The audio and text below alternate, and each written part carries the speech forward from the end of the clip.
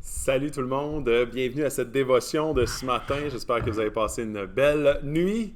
Alors, on continue la série des psaumes. C'est un plaisir pour moi de pouvoir le faire. Ce matin, on va aller dans le psaume 100. Alors, c'est 5 versets puissants. Et j'ai très hâte qu'on puisse les déballer ensemble. Donc, remettons cette dévotion entre les mains de Dieu. Oui, Dieu, prends ce temps qu'on met de côté, fais-le fructifier pour ta gloire. On veut apprendre à mieux te connaître, mieux t'adorer, mieux te servir, mieux t'aimer, mieux te voir. Donc Dieu, ouvre nos yeux, ouvre les yeux de nos cœurs et qu'on puisse, Seigneur, être des enfants et des brebis qui suivent leur berger d'une façon plus fidèle continuellement. Dans le nom de ton Fils compris. Amen. Alors, allons-y, psaume 100. Pour ceux qui ont leur Bible, ceux qui ont leur cellulaire, ouvrez YouVersion. Si ça vous déconcentre trop de lire sur votre cellulaire, tassez votre cellulaire et ouvrez votre Bible. On commence, psaume 100, je le lis au complet. Psaume de reconnaissance. Poussez des cris de joie en l'honneur de l'Éternel, habitant de toute la terre. Servez l'Éternel avec joie, venez avec allégresse en sa présence. Sachez que l'Éternel est Dieu, c'est lui qui nous a fait et nous lui appartenons. Nous sommes son peuple, le troupeau dont il est le berger. Entrez dans ses portes avec reconnaissance, dans ses parvis avec des chants de louange. Célébrez-le, bénissez son nom, car l'Éternel est bon, sa bonté dure éternellement et sa fidélité de génération en génération. Alors, je te pose la question ce matin. Si tu pouvais vivre ta vie encore une fois, tu as peut-être 20 ans, tu as peut-être 50 ans, tu as peut-être 75 ans, si tu pouvais vivre ta vie encore une fois, qu'est-ce que tu ferais différemment? Il y en a peut-être certains qui ont trouvé leur vie pénible jusqu'à maintenant, puis ils diraient tout, absolument tout, je changerais tout, ou il y en a d'autres qui diraient absolument rien.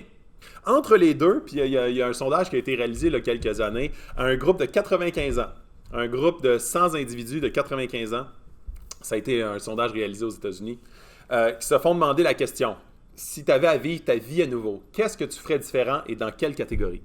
Et les gens, les trois questions qui ressortaient le plus, c'était « je réfléchirais plus »,« je ferais plus de choses qui durent après que je meure » et « je risquerais plus ». Donc, les gens qui disaient « je réfléchirais plus », ils faisaient allusion à « je prendrais plus de temps pour réfléchir aux décisions importantes que j'ai prises dans ma vie », que ce soit relationnellement, au niveau du travail, au niveau du couple, des enfants, etc. « Je ferais plus de choses qui durent après moi ». Et ça fait allusion souvent aux relations ou les éléments que je vais laisser comme héritage après moi. Et le dernier élément, c'est « je risquerais plus ».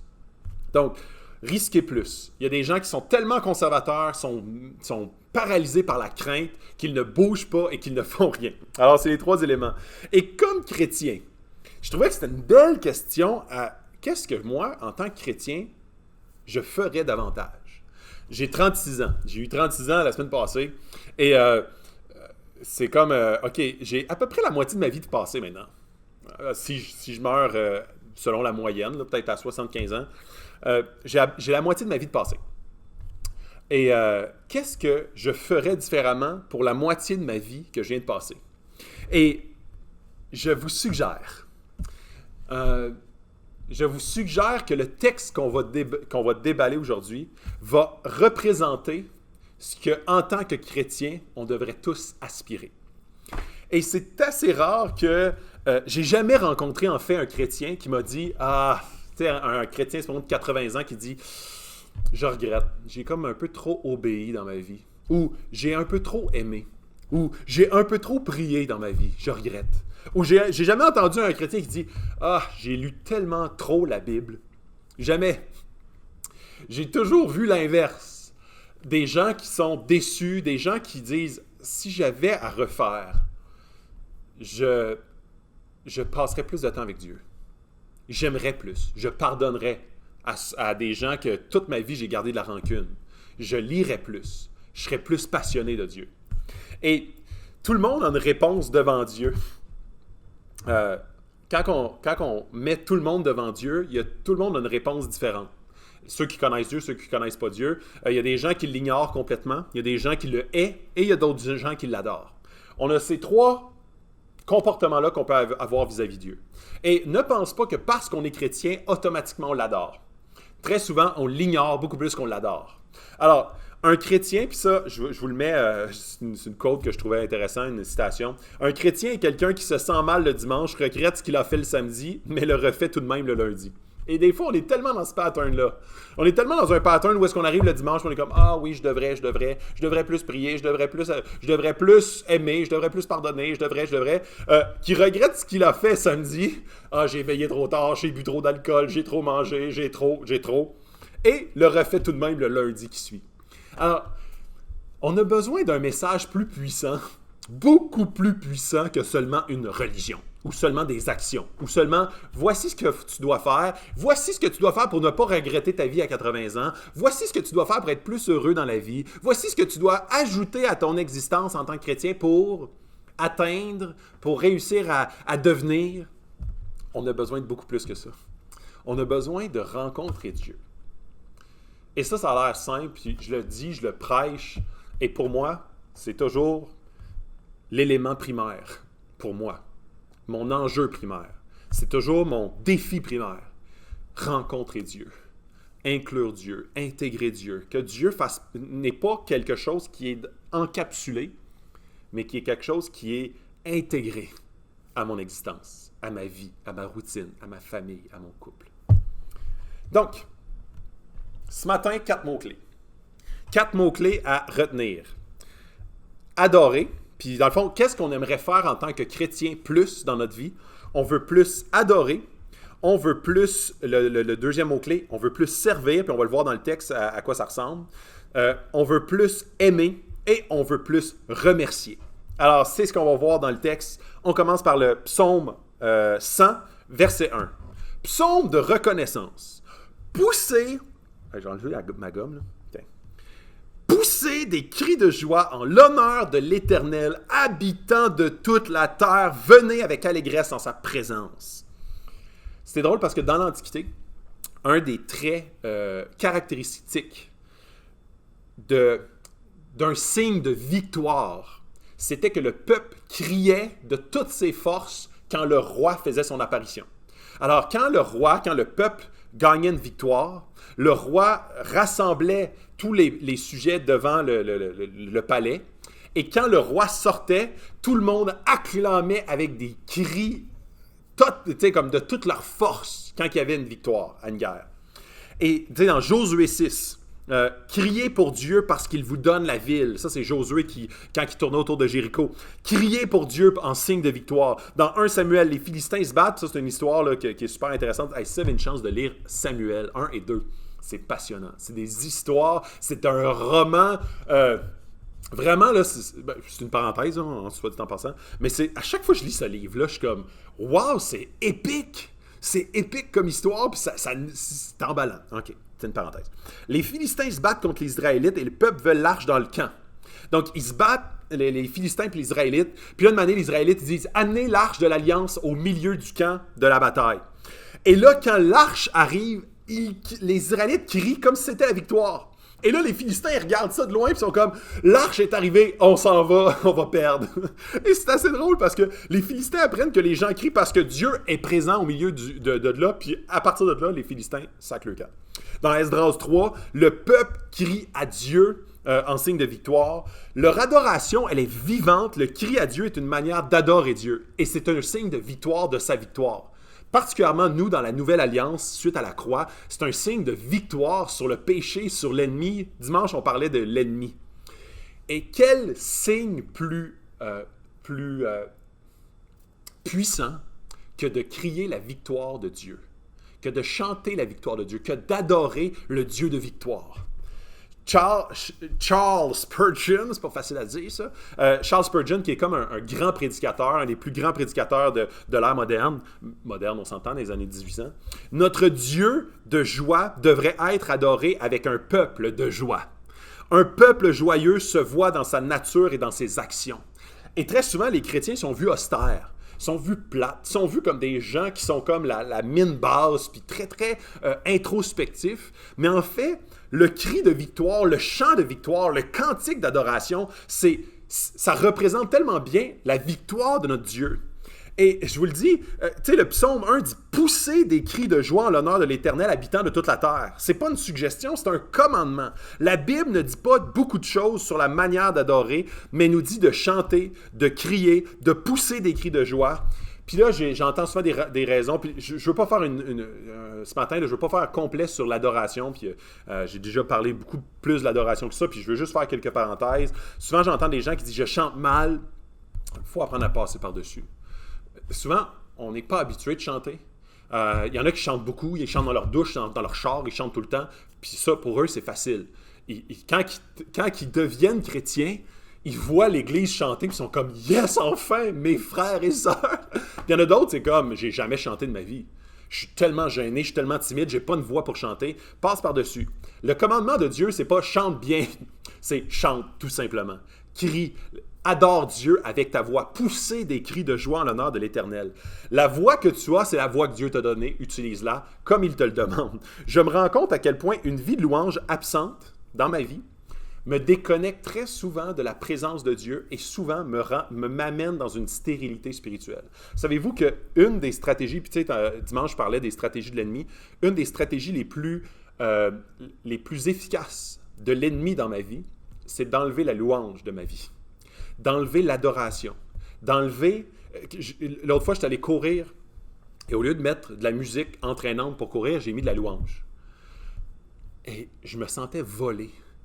On dirait que la louange vient faire quelque chose à mon corps, à mon âme. Et c'était drôle parce que quand je courais, j'avais l'impression, hey boy, ça faisait longtemps que je n'avais pas vécu un temps de louange. J'étais dans le bois, en écoutant de la musique, en suant ma vie, mais j'étais, on dirait, en train de voler. Et là, je sentais mon âme être ressourcée. Et là, je chantais par-dessus la musique, puis une chance, j'étais dans le bois. Mais waouh, ça devait être vraiment laid à l'extérieur de mes écouteurs. Mais je me sentais littéralement nourri.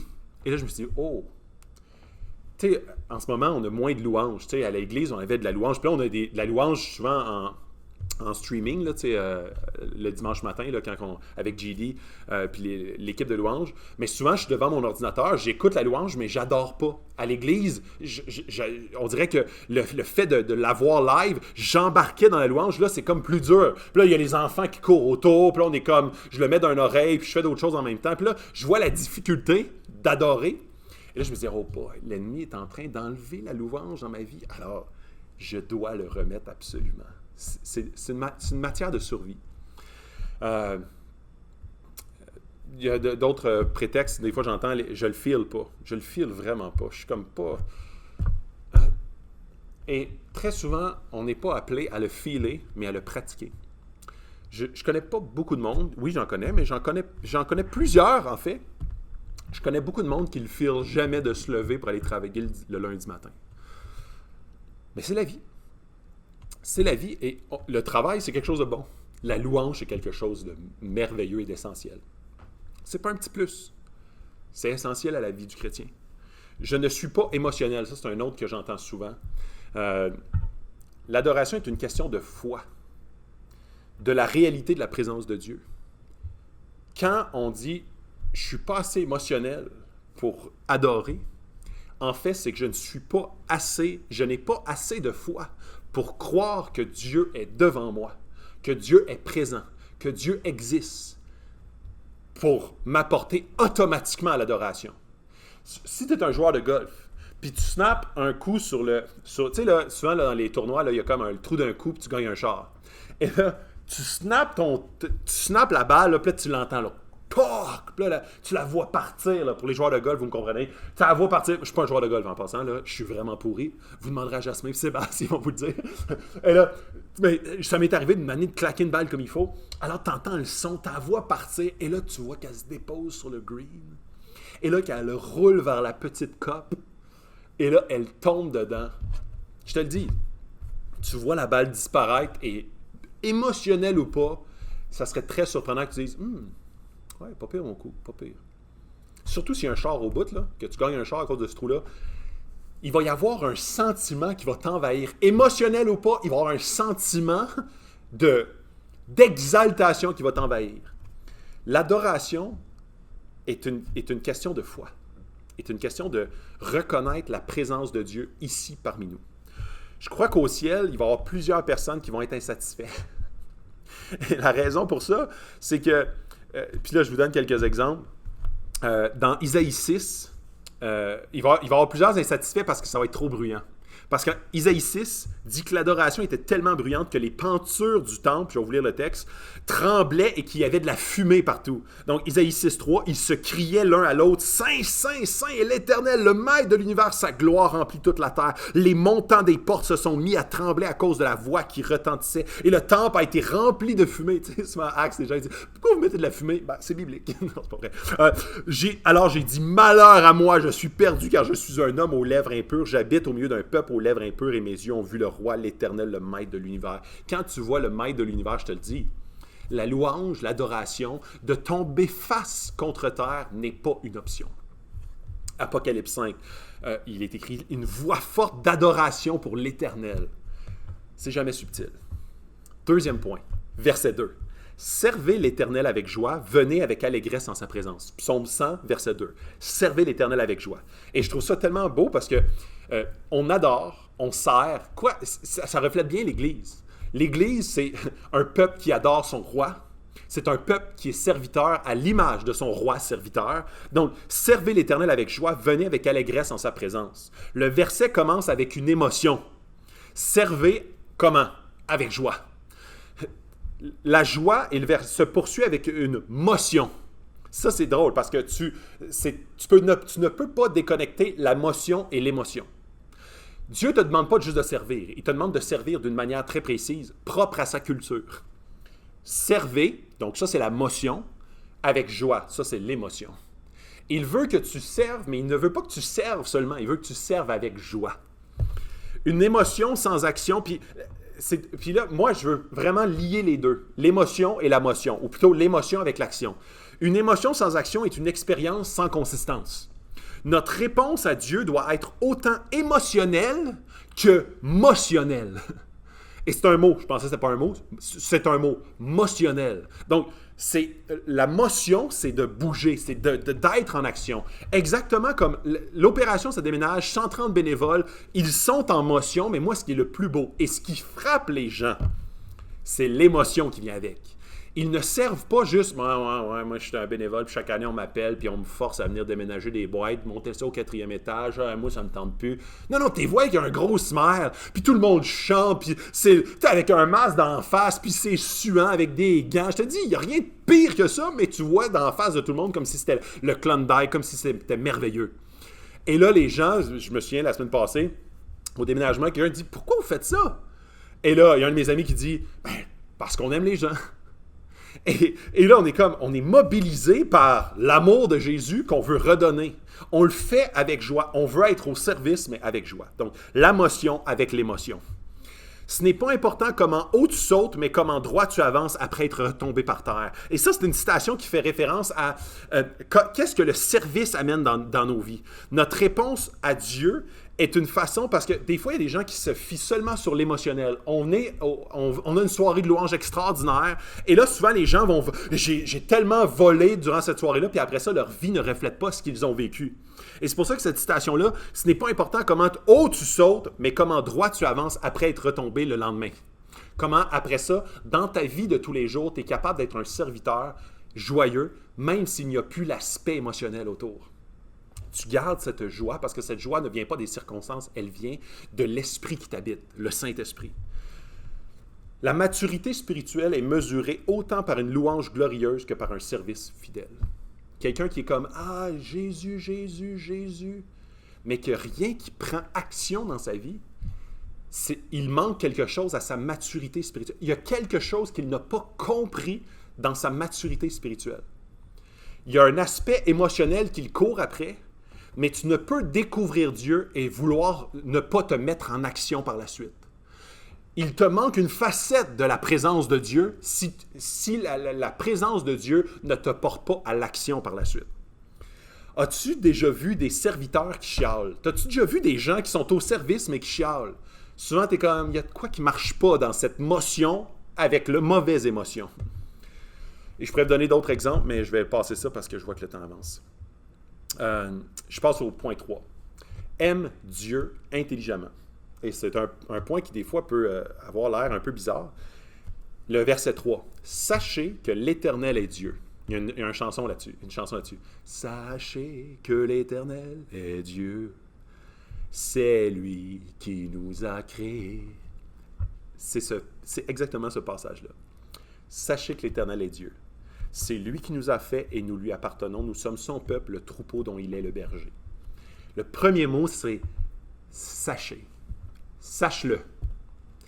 Savoir, connaître, comprendre. Les chrétiens sont appelés à connaître leur Dieu. Sachez que l'Éternel est quoi? Il est Dieu. Qu'est-ce que ça amène, ça? Ça amène la notion qu'il est au-dessus de toi. Tu es dépendant. Il est Dieu. Dans Romains 12, puis le savoir, là, c'est super important. Dans Romains 12, il est écrit « Soyez transformés par le renouvellement de l'intelligence ». Donc, l'intelligence, savoir, comprendre, voir et comprendre comment Dieu fonctionne. Dans Osée 1,6, « Mon peuple meurt par manque de connaissance ». Le manque de connaissance, l'ignorance biblique, l'ignorance de qui est Dieu, ou une distorsion de la personne de Dieu nous amène complètement dans le champ. Dans notre maturité spirituelle. 2 Pierre 3, 18. Mais grandissez dans la grâce et dans la connaissance de Jésus-Christ. Donc, pense à Dieu, mais comprends Dieu. Mais à quoi que je dois penser de Dieu? Qu'est-ce que je dois penser de la personne de Dieu? Arrêtez, sachez que je suis Dieu. Premièrement, qu'il est Dieu. C'est quoi que ça veut dire? Il est Dieu et tu ne l'es pas. Premier critère que tu dois penser par rapport à Dieu. Il est Dieu, tu ne l'es pas. Tu es dépendant de lui. Ta foi, la reconnaissance de qui il est, t'apporte dans le bon positionnement. Il est au-dessus de moi, je suis au-dessous de lui. Qui il est, ce qu'il fait, ce que je suis, ce que je fais. Et ça, là, j'ai souvent montré cette pyramide-là. Quand tu penses à qui est Dieu, tu le remets au sommet de la pyramide. Et ensuite, ça t'apporte à penser, puis je vais vous le montrer tantôt dans le verset, à savoir ce qu'il fait. Et premièrement, il m'aime.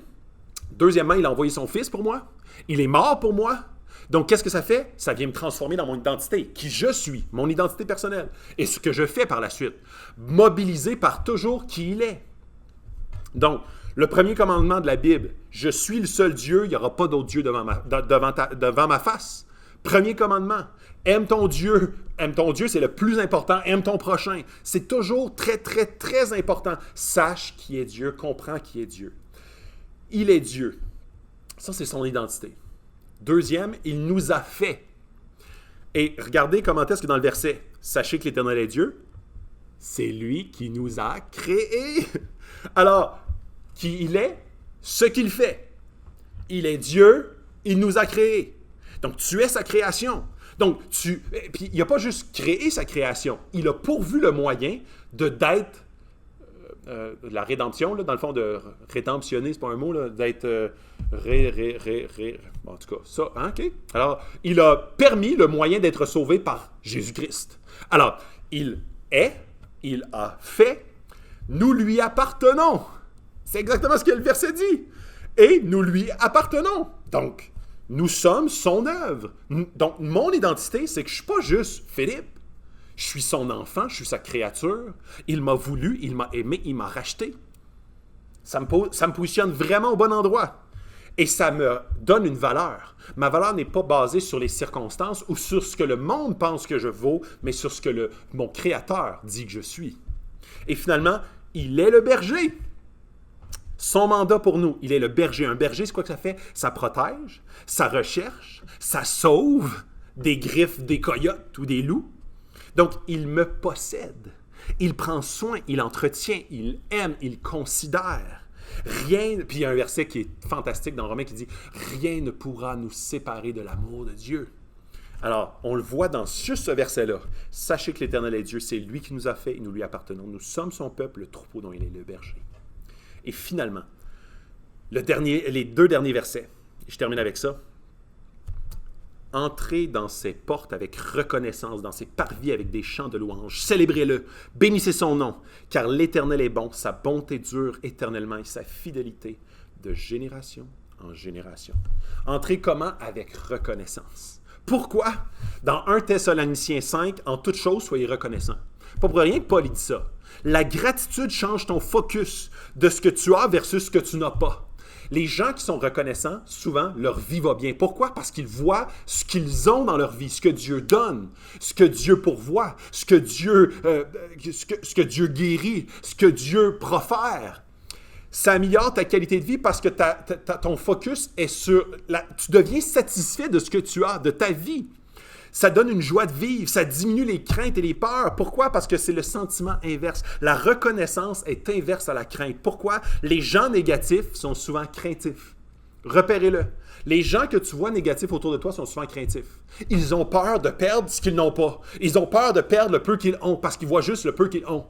Les gens qui ont tout, quand tu vois qu'ils n'ont rien, on dirait que tout va toujours bien pour eux. Comment ça va? Ça va super bien.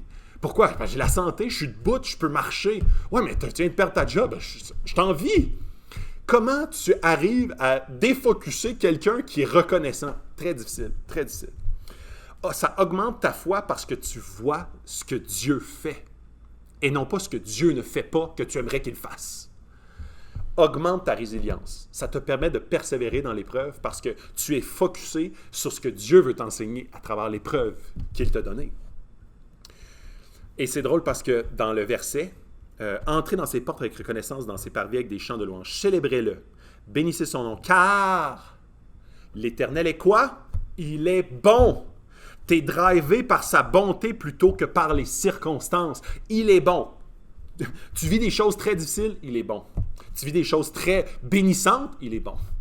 Jésus est bon. Dieu est bon. Ses bontés se renouvellent chaque matin. Ce matin, tu t'es levé avec un gros mal de tête, Dieu est bon. Sa bonté ne change pas, même si tes circonstances changent. Il est bon. Sa bonté dure éternellement.